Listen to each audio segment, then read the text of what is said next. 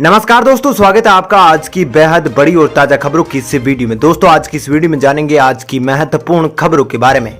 तो दोस्तों वीडियो में आगे बढ़े उससे पहले आपसे एक छोटी सी विनती करना चाहते हैं कि इस वीडियो को लाइक और शेयर जरूर कर दीजिएगा, साथ ही हमारे चैनल को सब्सक्राइब जरूर कर लीजिएगा। वहीं पर दोस्तों वीडियो में आगे बढ़े उससे पहले आपके जनरल नॉलेज में वर्दी के लिए आपसे एक प्रश्न पूछना चाहते हैं। आज आपको कमेंट करके बताना है कि दुनिया की सबसे ज्यादा जनसंख्या किस देश के अंदर है। जी हां, कमेंट करके उस देश का नाम आप जरूर बताइएगा। तो चलिए दोस्तों एक एक करके सभी बड़ी खबरों के बारे में विस्तार से जानते हैं। पहली खबर, देश में कोरोना से हाहाकार, 24 घंटे में इतने मरीजों की हुई मौत, जानिए क्या कह रहे हैं आंकड़े। जी हां दोस्तों, देश में कोरोना के बढ़ते मामलों ने हाहाकार मचा दिया है। हर दिन कोरोना के नए केस रिकॉर्ड बना रहे हैं। देश में बढ़ते कोरोना केस के कारण अस्पतालों में बेड और ऑक्सीजन की दिक्कत बढ़ती जा रही है।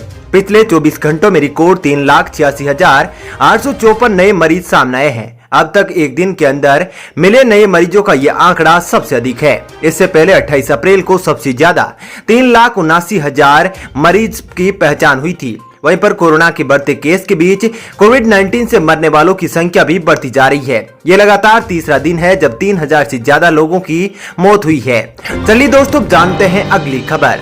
होम आइसोलेशन में रह रहे मरीजों के लिए स्वास्थ्य मंत्रालय ने जारी की नई गाइडलाइंस, बताया कैसे रखें अपना ध्यान। जी हां दोस्तों, केंद्रीय स्वास्थ्य मंत्रालय ने उन मरीजों के लिए संशोधित गाइडलाइंस जारी की है जिनको कोरोना के लक्षण नहीं है या हल्के लक्षण हैं और वे होम आइसोलेशन में है।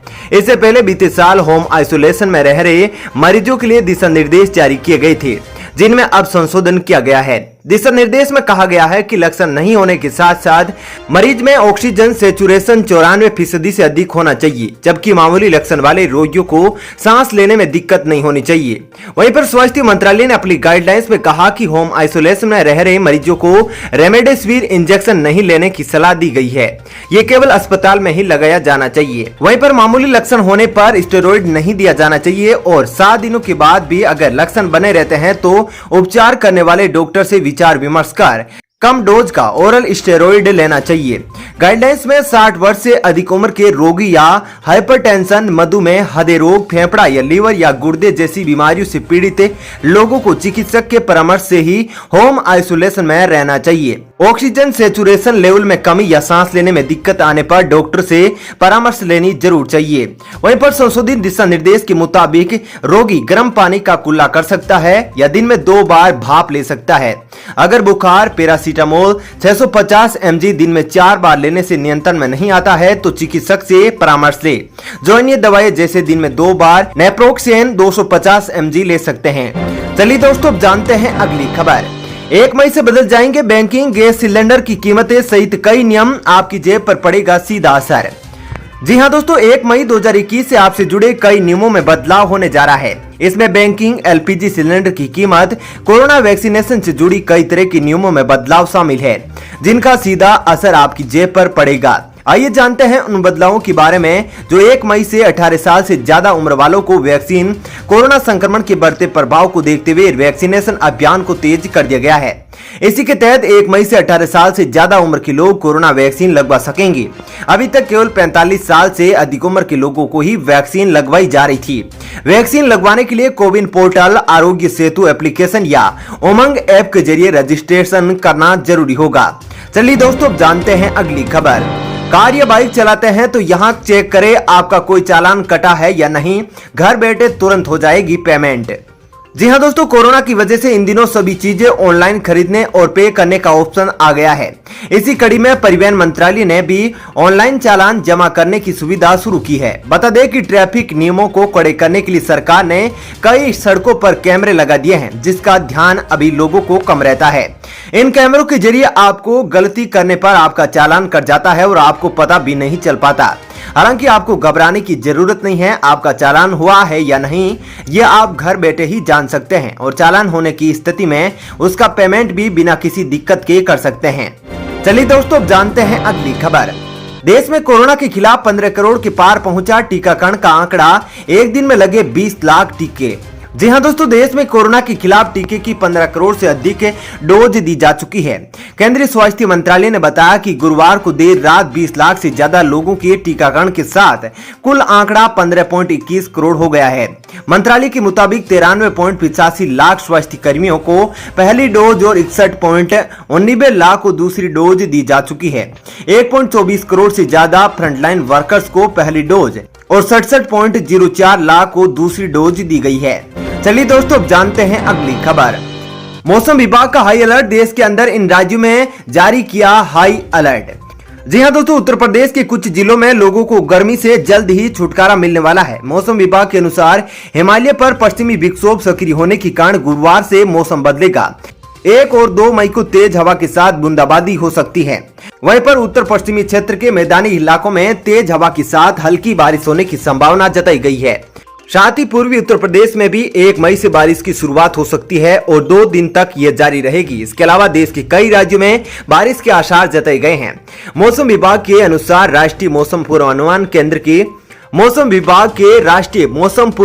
केंद्र के मुताबिक शुक्रवार को उत्तराखंड, विदर्भ, छत्तीसगढ़, पश्चिमी बंगाल और सिक्किम, ओडिशा, अरुणाचल प्रदेश, असम और मेघालय, तटीय आंध्र प्रदेश एवं ज्ञानम, तेलंगाना और केरल और माहे में बिजली चमकने के साथ साथ आंधी आने और बरसात की संभावना जताई गई है।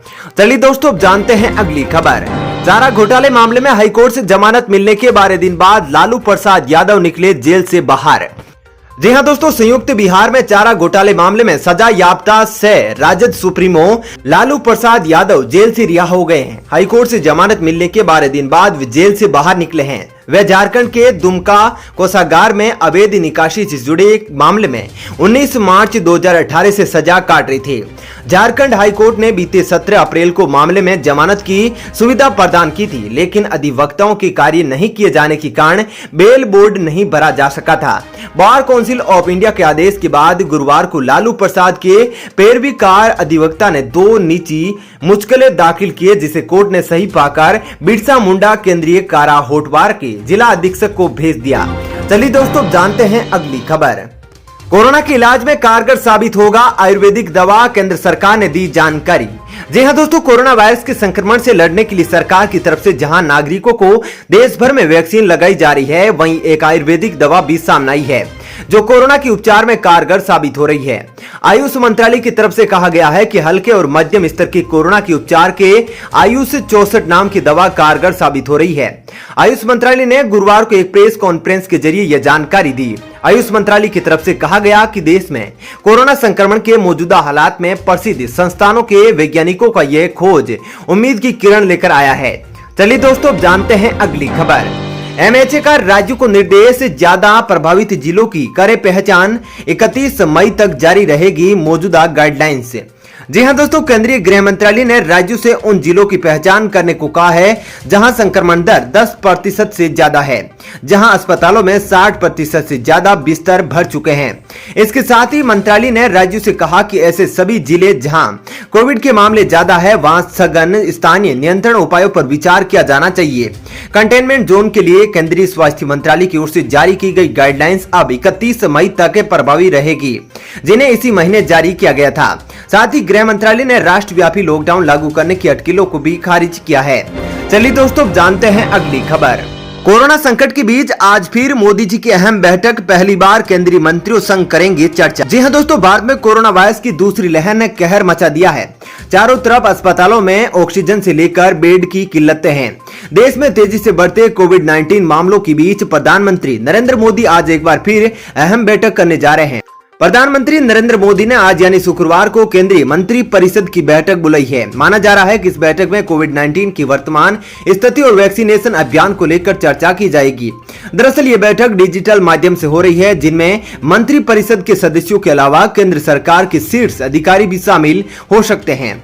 देश में कोरोना महामारी की दूसरी लहर के दौरान यह केंद्रीय मंत्रिपरिषद की पहली बैठक होगी। चलिए दोस्तों, अब जानते हैं अगली खबर। सरसों तेल के दाम में आई गिरावट किसानों के लिए कितना नुकसानदेह साबित होगी, कम कीमतें हुई। जी हां दोस्तों, किसानों को इस बार सरसों की उपज की अच्छी कीमत मिल रही है। हालांकि बाजारों में किसान कम मात्रा में ही सरसों लेकर पहुंच रहे हैं।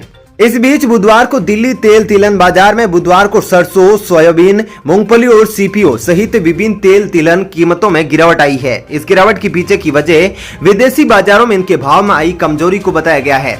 सरसों की न्यूनतम समर्थन मूल्य एमएसपी 4650 रुपए प्रति क्विंटल है। कोरोना महामारी के चलते लगे प्रतिबंधों की वजह से बाजारों में सरसों की आवक पर असर पड़ा है। सरसों तिलहन में जहां 50 रुपए प्रति क्विंटल की गिरावट आई, वहीं सरसों दादरी तेल के भाव 200 रुपए गिरे हैं। चलिए दोस्तों, फिलहाल इस वीडियो में इतना ही। ऐसी ही खबरें देखते रहने के लिए आप हमारे चैनल को सब्सक्राइब कर लीजिएगा, साथ ही इस वीडियो को लाइक और शेयर जरूर कीजिएगा। धन्यवाद।